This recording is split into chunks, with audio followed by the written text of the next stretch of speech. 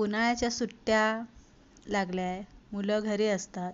मधल्या वेळेत सारखं आईकडे काही ना काही खायला मागत असतं आणि प्रत्येक आईला आपल्या मुलाला काहीतरी चांगलं टेस्टी बनवून द्यायचं असतं. काय बनवायचं? आज आपण पिझ्झा कसा बनवायचा ही रेसिपी बघतोय. अगदी लहानांपासून मोठ्यांपर्यंत सगळ्यांना पिझ्झा आवडतोय, त्यामुळे चीज वेज पिझ्झा आज आपण इथे बनवून घेणार आहे. रेसिपी शेवटपर्यंत बघा. अगदी बेस कसा बनवायचा तर पिझ्झा शेवटपर्यंत रेसिपी आपण इथे बघणार आहे. तर चला सुरुवात करू. इथे एक बाउल घेतलेले, अर्धा ग्लास पाणी आपल्याला गरम करून घ्यायचं आहे. पाणी जास्त कडक तापवायचं नाही, फक्त कोमट करायचं. 1 टीस्पून आपल्याला साखर घालायची, 1 टीस्पून आपल्याला मीठ घालायचे आणि 1.5 टीस्पून आपल्याला ईस्ट घालायचे, म्हणजे 1.5 चमचे आपल्याला इथे ईस्ट घालून घ्यायचे. आता हे कितीसाठी तर साधारणतः आपण 2 वाट्यांसाठी, म्हणजे जो कप असतो मापाचा, त्या 2 कपांसाठी आपण ही ईस्ट इथे वापरतो. व्यवस्थित हे सगळं ढवळून घ्यायचं. एक गोष्ट लक्षात ठेवा, ईस्ट जे असतं ते जास्त जुनं झालेलं वापरू नका. ताजं नवीन फ्रेश असं ईस्ट वापरा आणि चांगल्या क्वालिटीचं ईस्ट वापरा. ईस्ट घालून आपल्याला 10 मिनटं झाकून ठेवलेले. 2 वाट्या आपण इथे मैदा घेतलेला आहे. मैदा इथे चाळून घ्यायचा आहे. इथे मैदा चाळून घेतला की हलका होतो. आता यामध्ये आपल्याला मीठ वगैरे तेल वगैरे काहीही घालायचं नाही. आता 10 मिनटानंतर ना तुम्ही इथे बघू शकता, ईस्ट आपलं जे आहे ना ते चांगलं असं वर फुगून आलेले.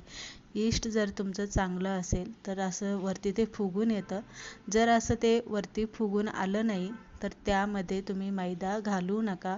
दुसरं ईस्ट वापरा, दुसरा बेस तयार करा आणि मग मैद्यामध्ये घाला. जर ईस्ट फुगलं नाही तर पिझ्झा तितकासा आपला हलका होणार नाही. आता ईस्ट पिठामध्ये घालून घेतलेलं आहे. पाणी घालून आपल्याला पीठ चांगलं मळून घ्यायचं. पीठ मळून घेतलं की 2 चमचे आपल्याला त्यामध्ये तेल घालायचं आणि तेल घालून पीठ आपल्याला चांगला असा गोळा बनवून घ्यायचा. आता इथे मी जास्त पातळ नाही किंवा जास्त घट्टही असा गोळा नाही मळला, तर एकदम सॉफ्ट असा जो गोळा असतो पिझ्झाचा बेस बनवण्यासाठी, तसा मी इथे बनवून घेतलेला आहे. व्यवस्थित गोळा आपल्याला चांगला गोल गरगरीत करून घ्यायचा. तेल थोडंसं तुम्ही इथे जास्त वापरलं तरी काहीच हरकत नाही आहे.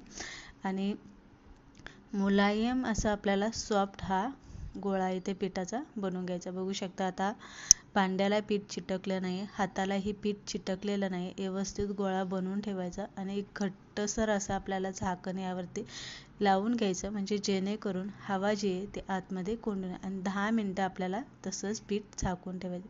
इथे मी भाज्या घेतलेल्या आहे, शिमला मिरची, कांदा, टोमॅटो घेतलेले आणि स्वीट कॉर्न, थोडीशी मी फरसबी घेतलेली. ही आपल्याला मोठं मोठं कापून घ्यायचं, फक्त फरसबी आपल्याला बारीक चिरून घ्यायचे. आता इथे तुम्ही बघू शकता आपलं पीठ जे आहे ना ते चांगलं वरती असं फुलून आलेले, चांगलं असं पसरलेले आणि पिठाला एक जाळी तयार झालेली हे तुम्हाला दिसत असेल पीठ मी हलवताना.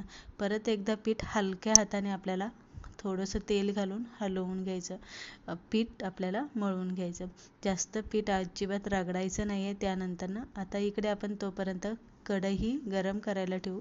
मीठ घातले आणि मीठ आपल्याला कढईमध्ये पसरून घ्यायचं आणि एक स्टँड ठेवायचं आणि कढई आणि मीठ आपल्याला गरम करायला ठेवायचं. आता आपल्याला ज्या भांड्या, ज्या ताटामध्ये आपल्याला पिझ्झा बनवायचा आहे त्या ताटामध्ये आपल्याला बटर पेपर ठेवून घ्यायचा, त्याला असं तेल लावून घ्यायचं आणि नंतर आपल्याला हे पीठ जे त्या पिठाचे 2 भाग आपल्याला इथे करून घ्यायचे. किंवा तुमच्याकडे मोठं ताट असेल, मोठी कढई असेल तर तुम्ही सगळं पीठ जे ते एकत्र यामध्ये घालून असा एक मोठा पिझ्झा बनवला तरी चालेल. आता बेस आपण इथे थापवून घेतलेला आहे. त्यानंतर आपल्याला इथे रेडीमेड मी इथे पिझ्झा चटणी, शेजवान चटणी, टोमॅटो सॉस वापरलेला आहे आणि मेयोनीज, हे सगळं मी एकत्र केलेलं आहे आणि छान असं बेसवरती आपल्याला ही चटणी पसरून घ्यायची. आता मी मेयोनीजसुद्धा यामध्ये वापरलेलं आहे, कारण मुलांसाठी बनवते त्यामुळे आणखी चीजी आणि क्रीमी असा आपल्याला पिझ्झा बनवायचा आहे. त्यानंतर व्हेजिटेबल भाज्या आपल्याला इथे घालून घ्यायच्या. आता जर तुम्हाला भाज्या फ्राय करून घ्यायच्या असेल तर तुम्ही ह्या भाज्या थोड्याशा 5 मिनिट तेलामध्ये फ्रायसुद्धा करून घेऊ शकता.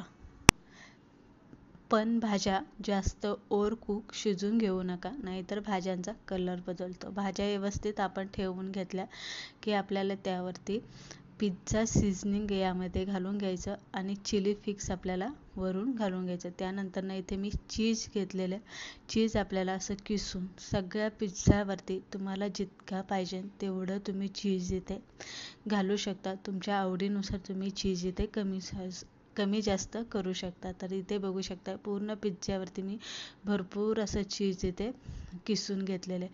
इकडे मी कढई गरम करायला ठेवली होती. तुम्ही इथे बघू शकताय मीठ चांगलं गरम झालेलं आहे. त्यानंतर आपल्याला इथे पिझ्झाचं ताट जे ते कढईवरती ठेवून घ्यायचं आणि वरनं एक घट्टसर असं झाकण फेस टू फेस बसेल असं एखादं ताट किंवा तुमच्याकडे झाकणी असेल तर झाकणी तुम्ही ठेवून घ्या. पण झाकणी अशी खोलगट पाहिजे ना आतल्या साईडने, म्हणजे जेव्हा आपला पिझ्झा असा फुलून येतो तेव्हा तो भांड्याला चिटकला नाही पाहिजे.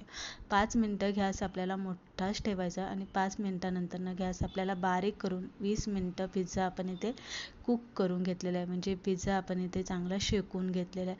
आता पिझ्झा आपला व्यवस्थित भाजला की नाही भाजला हे कसं चेक करायचं? एक काट्याचा चमचा घ्यायचा आणि कडेने आपल्याला मध्ये अजिबात चेक करायचं नाही, तर कडेने आपल्याला चेक करायचं. तर तुम्ही इथे बघू शकताय अजिबात चमच्याला पीठ वगैरे काहीही लागत नाही. सगळीकडून चेक केल्याच्या नंतर आपल्याला पिझ्झा इथे बाहेर काढून घ्यायचा आणि आपण यावरती चीज घातलेले त्यामुळे शक्यतो तुम्ही पिझ्झा गरमागरम खाण्याचाच प्रयत्न करा. एकदा पिझ्झा थंड झाला की चीजसुद्धा असं आवळलं जातं, त्यामुळे पिझ्झा खायला चांगला लागत नाही. दुसरी गोष्ट म्हणजे गार झाला की पिझ्झा खायला अजिबात चांगला लागत नाही. मग काय करायचं, तुमच्याकडे जर ओव्हन असेल तर थोडा वेळ आपल्याला ओव्हनमध्ये पिझ्झा गरम करून घ्यायचा किंवा नंतर तुम्हाला जर वाटलं ओव्हन नसेल तर पॅनवरती पिझ्झा गरम करायला ठेवायचा. पण पिझ्झा हा गरम खायचा आहे. चीज असं आवळलं जातं. गरमीची हीट भेटली की पिझ्झा असा वितळतो. इथे बघू शकताय छान असा पिझ्झा आपला बनून तयार झालेला आहे. चांगला असा फुलून आलेला आहे. भाज्यासुद्धा ज्या आहेत त्यांचा थोडासा हलकासा असा कलर बदललेला आहे. म्हणजे ज्या भाज्या आहेत त्या आपल्या चांगल्या शिजल्या गेलेल्या आहे, भाजल्या गेलेल्या आहे. आता काय झालं आहे, कडेने जरासा पिझ्झा आपला कडक झाल्यामुळे निघायला वेळ लागतोय.